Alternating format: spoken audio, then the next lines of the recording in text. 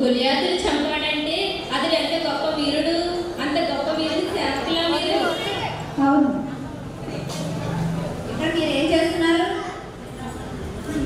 మేము ఇక్కడ మా నాయకుడైన దావీదు ఇక్కడ మేము అరణ్యంలో నివసిస్తూ ఉన్నాము. పారాన అరణ్యంలో ఉంటూ ఉన్నాము. సరే, ఇక సెలవు, మేము వెళ్తాం. మీరెవరు? కర్మేలులోని మాయోలు నందు నాబాలు అనే ఒక ఆస్తిపరుడు ఉన్నాడు. అతనికి 3000 గొర్రెలు 1000 మేకలు ఉన్నాయి. వారి సేవకులు అయ్యా మేము. అవునా, అలాగే, ఇక మాకు సెలవు ఇప్పించాను. దుప్పి నీటి బగులకు ఆశపడుచున్నట్టు దేవా, నీ కొరకు నా ప్రాణం ఆశపడుచున్నది. నీ కొరకు నా ప్రాణము తృష్ణగొడుచున్నట్టు నీ సన్నిధికి ఎప్పుడు వచ్చేదని ప్రభువా. జనులు నన్ను చూచి నీ దేవుడేడని అడిగినప్పుడు నా కన్నీళ్లు నా కన్నపానములాయను. నన్ను కరుణించు దేవా. ఆమేన్.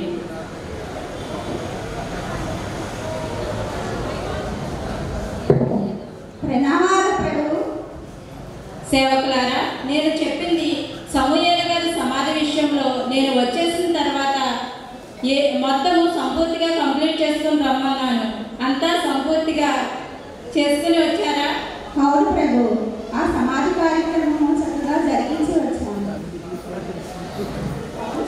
అరణ్యంలో నుండి వస్తూ ఉండగా కొందరు గొర్రెల కాపరులు కనిపించారు. మన అరణ్యంలో గొర్రెల కాపర్ల వారు ఏ ప్రాంతపు వారు? వారు యజమానుని పేరేమిటి? కర్మేలులోని నాబాలని ధనవంతుడు ఉన్నాడు, అతని కాపర్లు వారు. అతని కాపర్ల. అయితే మీరు వారికి ఏమీ కీడు చేయకుండా వారి ఏమీ పోగొట్టుకోకుండా చూసుకోండి. తప్పక చూసుకుందాం ప్రభు. బొచ్చు కత్తిరించలేకపోతున్నాం రా, మందలు ఉన్నాయి. అవునా? అంత కష్టంగా ఉంటే ఈ పని చేయలేదని మన యజమానితో చెప్పు. అమ్మ బాబోయ్, ఈ మూర్ఖుడు దుర్మార్గుడైన యజమానికి నేను చెప్పలేనురా బాబు.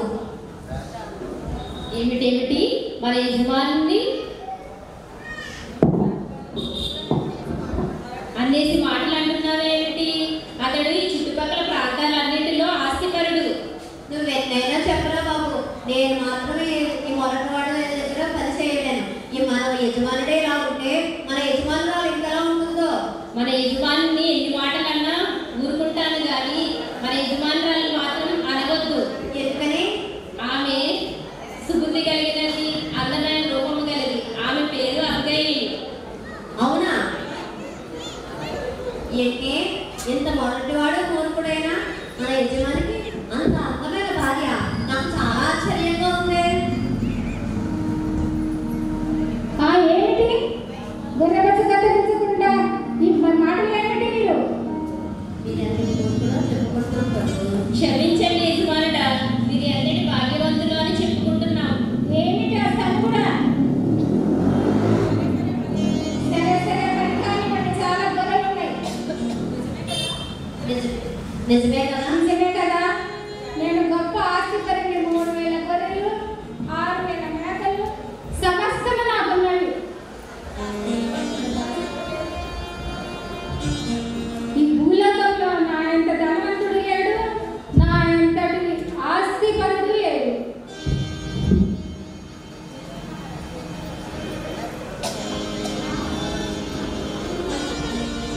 నిజమే ప్రభు.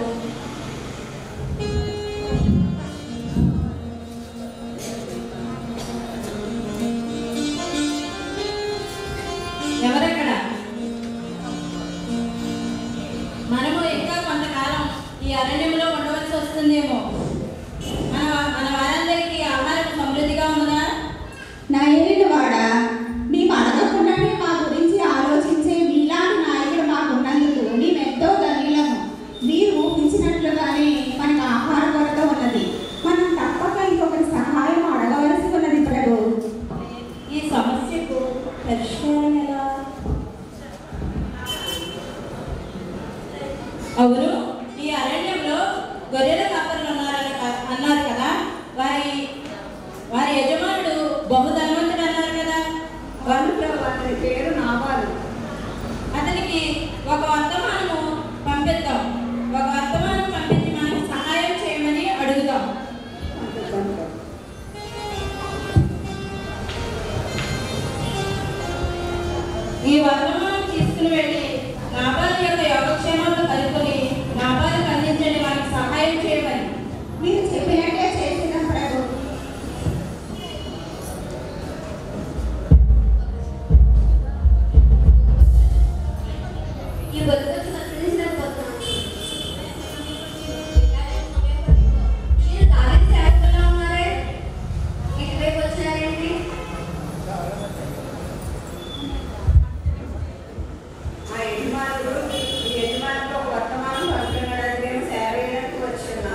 వర్తమానమా మా యజమానుడుగా వేచి ఉండండి, నేను వెళ్ళి చెప్పి వచ్చాను. యజమానుడా, మీ కొరకు ఒక వర్తమానము తెచ్చి ఉన్నారు. నాకు వర్తమానమా? వారిని నా ఎడకు తీసుకొని రండి. చెప్పండి.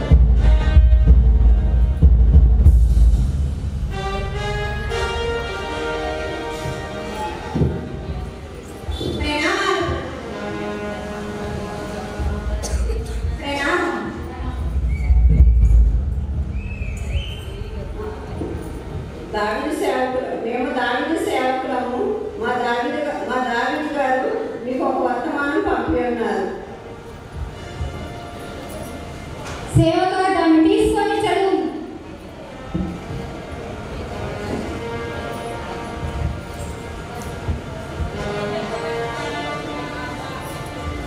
యెషయా కుమారుడైన దావీదు గారి వర్తమానము. నీకును నీ ఇంటికి నీ క్షేమం కలుగునుగాక. నీ గొర్రెల కాపరులు మా దగ్గర ఉండగా మేము వారికి ఏ కీడు చేసి ఉండలేదు. వారి కన్యల్లో ఉన్నంత కాలము వారేది పొగడలేదు. మీ పరివారికి అడిగిన ఎడల వరాలు చెప్పుదు. కాబట్టి నా పరివారికి దయచేయండి. శుభదినమున మేము వచ్చింది కదా, నీకు ఇష్టం వచ్చినట్లు నీ దాసులను నీ కుమారుడైన దావీదునకు ఇమ్ము. ఏమిటి? దావీదు కుమారుడా, యెషయా కుమారుడా, తన యాజకులకు అనేక మంది పారిపోయి ఉన్నారు. నేను నా సంపదతో అన్నపానములను తయారు చేయించి నా గొర్రెల కాపరులకు ఇచ్చుటకు నేను వేచి ఉన్నాను.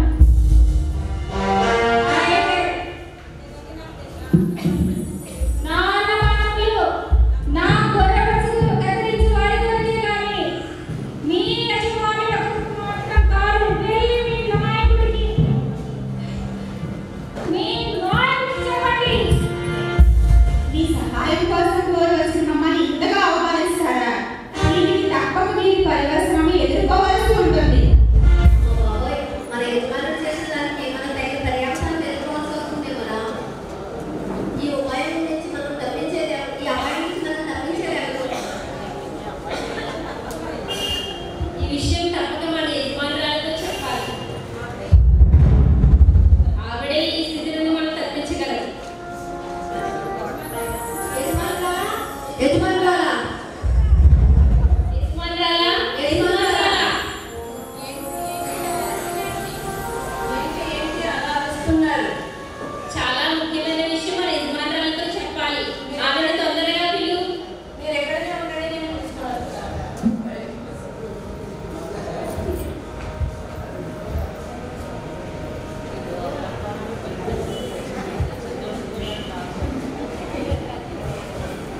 ఏమిటా కంగారు? ఏం జరిగింది? మన మీదకి గొప్ప ఆపద రాబోతుంది. ఆపద? ఆపద ఏంటి? అసలు విషయం ఏమిటి? నాకు తెలియజెప్పండి. అమ్మా, గొప్ప భక్తుడు వీరుడైన దావీదు అరణ్యంలో నుండి మన యజమాని సహాయం కోరి మనకు ఒక వర్తమానమును ఆయన సహకారుల ద్వారా పంపి ఉన్నారు, మన సేవకుల ద్వారా పంపి ఉన్నారు. కానీ మన యజమానుడు సహాయం చేయకపోగా వారిని చాలా అవమానించి పంపివేశారు. గొప్ప యోధుడు, దేవుడి అభిషేకం పొందినటువంటి వాడైన దావీదు యొక్క సేవకులు సహాయం కోరి మన యొద్దకు వచ్చినప్పుడు అవమానించి పంపివేయడమా? ఇది నిజంగా ఆపదనే సూచించుచున్నది. ఈ గొప్ప ఆపద నుండి ఎలా తప్పించుకోగలమో? మనల్ని తప్పించేవారు ఎవరు? నేను ఇప్పుడే దేవుని యొద్ద ప్రార్థించుకుందును. మహోన్నతుడైన మా దేవా, దయచేసి మా తండ్రి, ఈ గొప్ప ఆపద నుండి తప్పించుకుంటండి. ఆమేన్. ఎవరెక్కడ? చిత్తం యజమానురాలా, నీకు చెప్పినది చేయండి.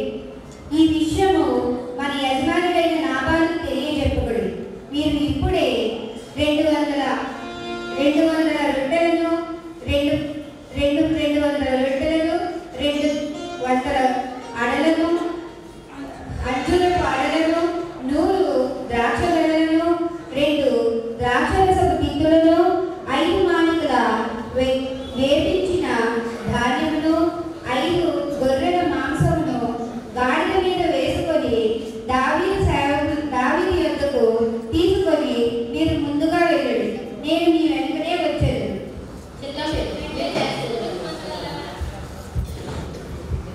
సేవకులారా, మీరు నేను పంపిన పని ఏం చేశారు? నా వల్ల మనకు సహాయం చేస్తానన్నారా?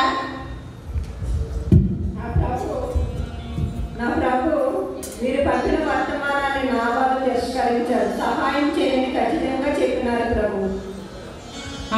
నా వల్ల నాకు సహాయం చేయనన్నాడా? మనము ఈ అరణ్యంలో గొర్రెల కాపరులకు చేసిన సహాయం అంతా వ్యర్థమాయనా?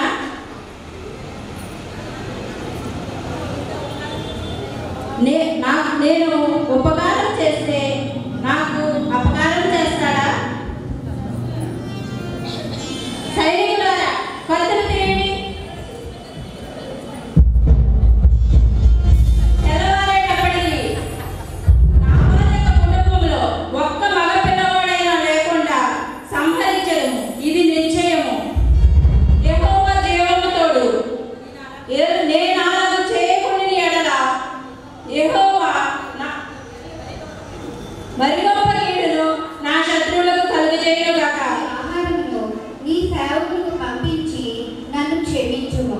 నీవు యెహోవా యుద్ధములను చేయువాడు గనుక నీ సంతతిని శాశ్వతమైన సంతతిగా దేవుడు చేయుగాక.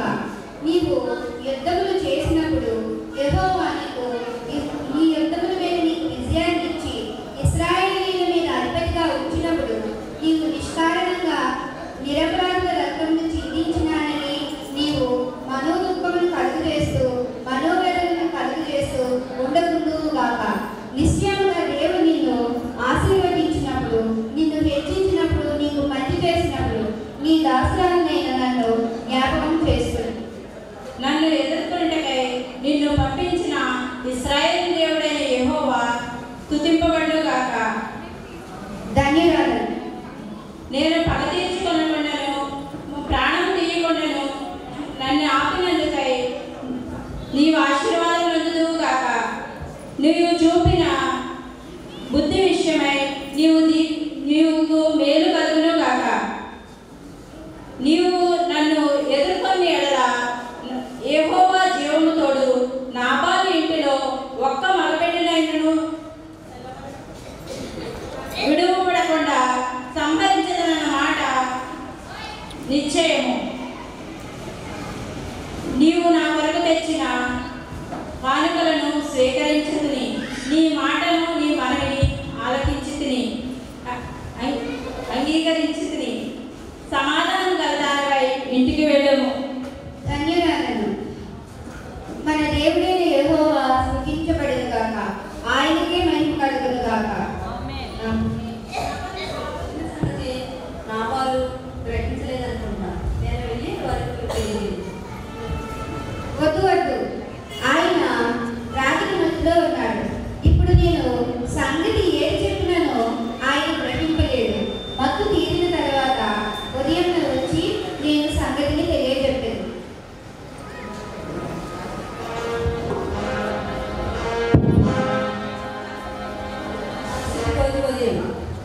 అయ్యా అయ్యా యజమానుడా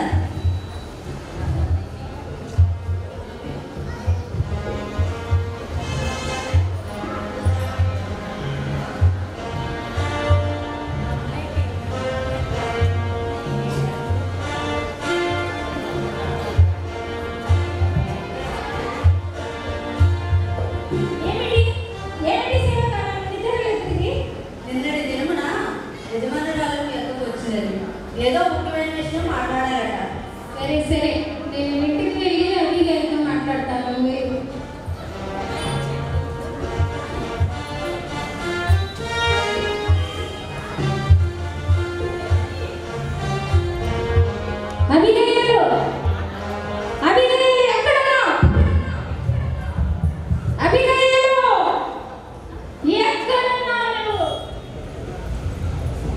సహాయం కోరి మన ఎదుకు వచ్చిన దావీదు సేవకులను మీరు అవమానించి పంపించినారు. ఇందుమూలంగా దావీదు మన మీదకు మన ఇంటిలో ఒక్కరికి కూడా మగనాన్ని లేకుండా చేయడానికి యుద్ధము చేయడానికి వచ్చుచుండగా నేను అతనికి ఆహారం పంపి అతనిని ఆపితిని. అలా చేయకపోతే ఈ దినాన ఒక్క నగనాలు కూడా ఉండకూడదు